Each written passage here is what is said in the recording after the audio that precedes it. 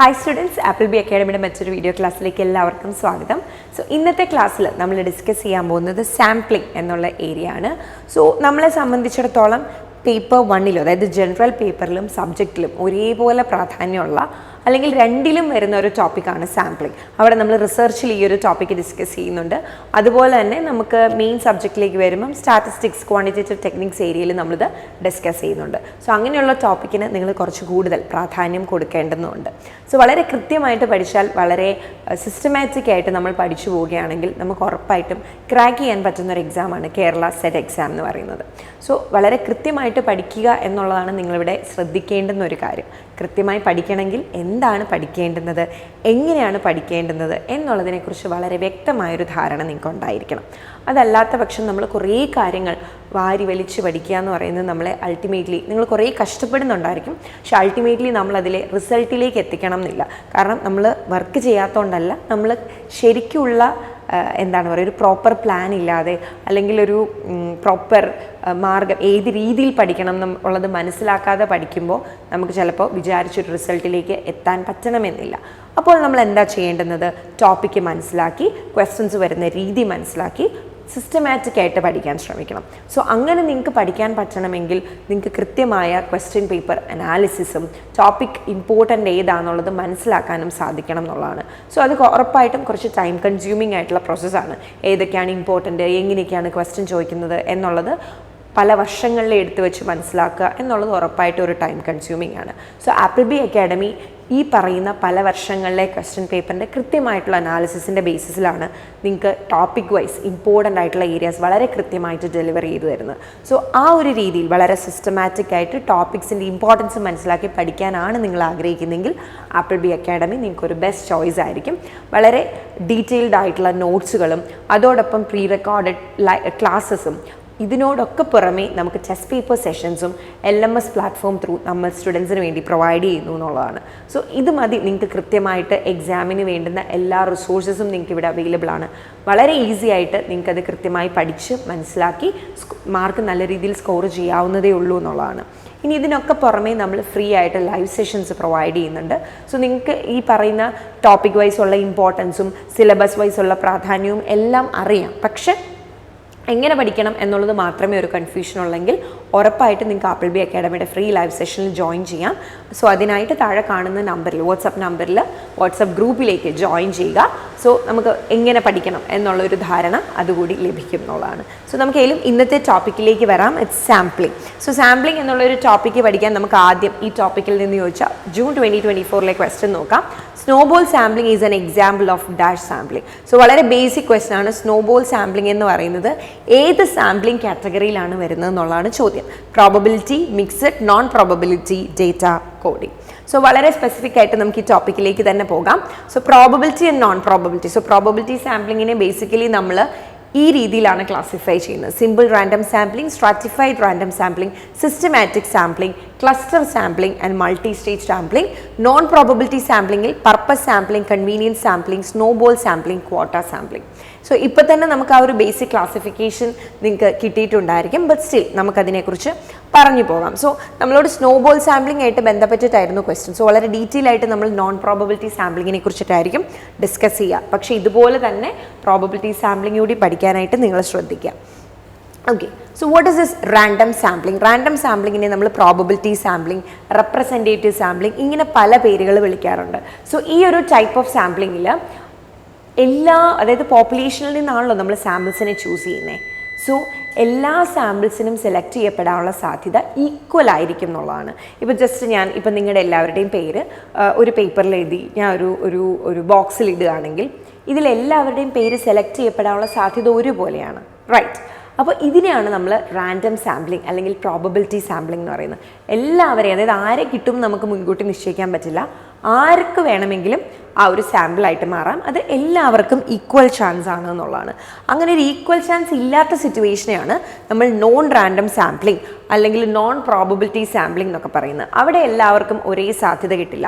ഇപ്പോൾ for example, ഇപ്പോൾ സ്കൂളിൽ ഒരു കോമ്പറ്റീഷൻ നടക്കുകയാണ്, മേ ബി ഒരു മ്യൂസിക് കോമ്പറ്റീഷൻ നടക്കുകയാണ്. അപ്പോൾ മ്യൂസിക് ടീച്ചർ വന്ന് ഏറ്റവും നന്നായിട്ട് പാട്ട് പാടുന്ന 1-2 കുട്ടികളെ സെലക്ട് ചെയ്യുന്നു.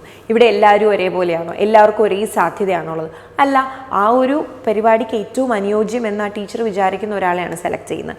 അപ്പോൾ എല്ലാ സാമ്പിൾസും സെലക്ട് ചെയ്യപ്പെടാനുള്ള സാധ്യത ഒരുപോലെയല്ല. കുറച്ചൊക്കെ ആ ടീച്ചറിൻ്റെ ജഡ്ജ്മെൻറ്റിനെ ബേസ് ചെയ്തിട്ടായിരിക്കും ആര് എന്നുള്ളത് തീരുമാനിക്കുന്നത്. അപ്പോൾ ഇങ്ങനെ ഈക്വൽ ചാൻസസ് ഇല്ലാത്ത സിറ്റുവേഷനെയാണ് നമ്മൾ നോൺ പ്രോബബിലിറ്റി എന്ന് പറയുന്നത്.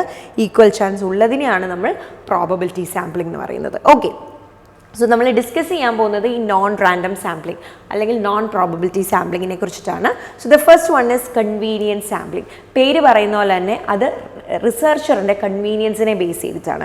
ഇപ്പം ഞാനൊരു റിസർച്ച് നടത്തുകയാണ്. അപ്പം ഞാൻ എന്താ ചെയ്യുന്നത്, എനിക്ക് ഇപ്പം ഒരു കൊമേഴ്സ് സ്റ്റുഡൻസിനെ കുറിച്ച്, ഒരു BCom ചെയ്യുന്ന കുട്ടികളുമായിട്ട് റിലേറ്റ് ചെയ്തിട്ടൊരു പഠനമാണ് ഞാൻ നടത്തുന്നതെങ്കിൽ ഞാൻ ബേസിക്കലി എന്തായിരിക്കും ചെയ്യുന്നത്, എൻ്റെ തൊട്ടടുത്തുള്ള കോളേജിൽ നിന്ന് കുറച്ച് കുട്ടികളെ കളക്ട് ചെയ്യും. ഓക്കെ, അതെന്തുകൊണ്ടാണ് ഞാൻ അങ്ങനെ ചെയ്തത്? അതാണ് എനിക്ക് ഏറ്റവും കൺവീനിയൻറ്റ്. അപ്പോൾ റിസർച്ചർ അദ്ദേഹത്തിൻ്റെ എന്താ പറയുക, അദ്ദേഹത്തിൻ്റെ കുറച്ചൊരു ഈസിനെസ്സിന് അല്ലെങ്കിൽ അദ്ദേഹത്തിൻ്റെ എളുപ്പത്തിന്, അദ്ദേഹത്തിൻ്റെ സൗകര്യത്തിനനുസരിച്ച് കുറച്ച് പേരെ ചൂസ് ചെയ്യുന്ന രീതിയാണ് കൺവീനിയൻസ്. അപ്പോൾ ഇവിടെ ആകെ നോക്കുന്ന എന്ത് മാത്രമേ ഉള്ളൂ, റിസർച്ചറിൻ്റെ കൺവീനിയൻസ്. അയാൾക്ക് കൺവീനിയൻ്റ് ആയിട്ട് ലഭിക്കുന്ന സാമ്പിൾസിനെ അയാൾ ചൂസ് ചെയ്തു. അപ്പോൾ ഇവിടെ എല്ലാവർക്കും ഒരേ സാധ്യതയുണ്ടോ? ഇല്ല. അപ്പോൾ അതിനെയാണ് നമ്മൾ കൺവീനിയൻസ് സാമ്പിളിംഗ് എന്ന് പറയുന്നത്. ഇവിടെ അപ്പോൾ ഈ പറയുന്ന പോലെ അയാൾക്ക് ഏറ്റവും കൺവീനിയൻ്റ് ആയിട്ടുള്ളവരായിരിക്കും ഇതിലെ സാമ്പിൾസ് ആയിട്ട് വരിക. അത്രയേ ഉള്ളൂ നമുക്ക് അതിനെക്കുറിച്ച് മനസ്സിലാക്കിയിരിക്കാൻ. So convenience sampling is the only unrestricted one among the non probability sampling. So non probability സാമ്പിളിംഗിൽ റെസ്ട്രിക്ഷൻ ഇല്ലാത്തൊരു ടൈപ്പ് ഓഫ് സാമ്പിളിംഗ് ഏതാണെന്ന് ചോദിച്ചാൽ you can choose convenience sampling. പേര് പഠിക്കുന്നതോടൊപ്പം ഇതിന് മറ്റ് പേരുകളുണ്ടെങ്കിൽ നിങ്ങൾ കൃത്യമായിട്ട് നോട്ട് ചെയ്ത് വെക്കണം. സോ ഹെപ്പസിഡ് സാമ്പിളിംഗ്, ആക്സിഡൻ്റൽ സാമ്പിളിംഗ്, ചങ്ക് സാമ്പിളിംഗ്. ചിലപ്പോൾ ഈ ചങ്ക് സാമ്പിളിംഗ് എന്നുള്ള ടേമൊക്കെ ആയിരിക്കും യൂസ് ചെയ്യുന്നത്. ഇപ്പോൾ ചങ്ക് സാമ്പിളിംഗ് എന്ന് പറയുന്നത് ഏത് ടൈപ്പ് ഓഫ് സാമ്പിളിംഗ് ആണ് ചോദിച്ചൂടെ? ഇപ്പോൾ നമ്മളോട് സ്നോബോൾ സാമ്പിളിംഗ് ചോദിച്ച പോലെ. സോ ആ തരത്തിൽ കൂടി നിങ്ങൾ പ്രിപ്പയർ ചെയ്ത് വെക്കണം. Next is purposive sampling which is also known as judgmental sampling. ഞാൻ തൊട്ട് മുമ്പ് ഒരു മ്യൂസിക് ടീച്ചറിൻ്റെ എക്സാമ്പിളൊക്കെ പറഞ്ഞില്ലേ. So you can actually connect it with this purposive sampling. Judgmental or purposive samplings are formed by the discretion of researcher. റിസർച്ചറിൻ്റെ താല്പര്യമാണ്, റിസർച്ചർക്ക് തോന്നുകയാണ് ഈ വ്യക്തികളാണ് ഇതിന് ബെറ്റർ എന്ന് അയാൾക്ക് തോന്നുകയാണെങ്കിൽ അവരെ ആയിരിക്കും സാമ്പിളുകളായിട്ട് ചൂസ് ചെയ്യുക. അപ്പം അത് ഈ പറഞ്ഞ പോലെ കുറച്ചുകൂടി ഒരു എന്താ പറയുക, ഇപ്പോൾ ക്രിയേറ്റിവിറ്റി ബേസ്ഡ് അല്ലെങ്കിൽ ഈ പർപ്പസിന് എല്ലാവരെയും നമുക്ക് ഒരുപോലെ ചൂസ് ചെയ്യാൻ പറ്റില്ല. അങ്ങനെയുള്ള സാഹചര്യത്തിലൊക്കെയാണ് പൊതുവെ ഈ പറയുന്ന പർപ്പസീവ് അല്ലെങ്കിൽ ജഡ്ജ്മെൻറ്റ് സാമ്പിളിങ് ഉദ്ദേശിക്കുന്നത്. ഇപ്പം ഞാൻ പറഞ്ഞ പോലെ മ്യൂസിക് ടീച്ചറിന് വന്നിട്ട് ആ ക്ലാസ്സിലുള്ള എല്ലാ കുട്ടികളെയും ഒരുപോലെ ചൂസ് ചെയ്യാൻ പറ്റുമോ? ഒരിക്കലും ഇല്ല. ആ പറയുന്ന കഴിവ് കൂടുതലായിട്ടുള്ള കുട്ടികളിൽ നിന്നായിരിക്കും ചൂസ് ചെയ്യുന്നത്. സോ അങ്ങനെയുള്ള സാഹചര്യത്തിലാണ് നമ്മൾ പൊതുവെ ഈ പറയുന്ന പർപ്പസീവ് സാമ്പിളിങ്സുകൾ നമുക്ക് യൂസ് ചെയ്യാൻ സാധിക്കുക എന്നുള്ളതാണ്. And next is quota sampling. എന്താണ് quota sampling?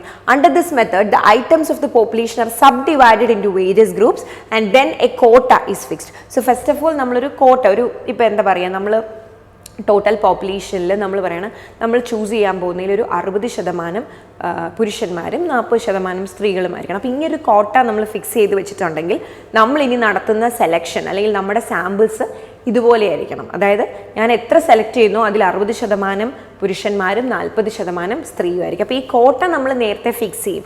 അതനുസരിച്ചിട്ട് വേണം നമ്മൾ പിന്നെ എന്ത് ചെയ്യാൻ, സാമ്പിളുകളെ ചൂസ് ചെയ്യാൻ. So within the given quota the selection of sample depends upon the personal judgement. അപ്പോൾ ആ ബേസിക് ക്ലാസിഫിക്കേഷൻ മാത്രമേ പ്രശ്നമുള്ളൂ. ഇപ്പം 60-40 എന്നുള്ളത് നമ്മൾ സെറ്റ് ചെയ്ത് വെച്ചു. പക്ഷേ ഈ 60 ആരൊക്കെ ആയിരിക്കണം എന്നുള്ളത് ആർക്ക് തീരുമാനിക്കാം?